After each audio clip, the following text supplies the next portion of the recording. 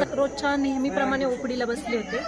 ओपीडीला सुरुवातच केली होती तेवढ्यात मला पत्रकार बंधू दरेकर साहेब यांचा फोन आला की आपल्या इथे निर्माण प्लाझा इथे एका महिलेची रस्त्यावरती डिलिव्हरी झालेली आहे, मॅडम तुम्ही अर्जंट या.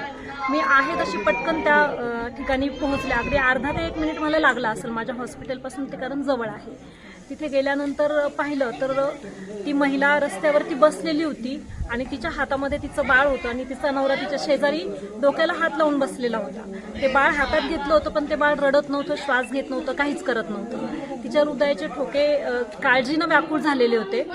मी गेल्यानंतर पटकन तिथल्या जवळच्या महिलांना त्यांचे जे काही गळ्यातले स्टोल असतील किंवा ओढणी असेल ती घेऊन पूर्ण एक गोल सर्कल करून पहिलं तिला कव्हर केलं, कारण ओपनली रस्त्यावर महिलेची प्रसूती झाली नाही पाहिजे. त्यामुळे पहिलं गोल रिंगण करून कव्हर केलं. जवळपासच्या 15-20 महिलांनी मदतीचे हात पुढे आणले. रस्त्याने जाणारे रिक्षावाल्यांनी मदत केली. शेजारी मेडिकलचं दुकान होतं, त्यांनीही मदत केली. लागणारं इमर्जन्सी सामान पटकन आम्हाला दिलं. सुरुवातीला मी बाळाची नाळ कट केली. नाळ कट केल्यानंतरही बाळ जेव्हा रडत नाही, त्यानंतर मात्र सगळ्यांना प्रश्न असा पडला होता आणि सगळ्यांनाच काळजी वाटत होती की आता हे बाळ टिकेल की नाही.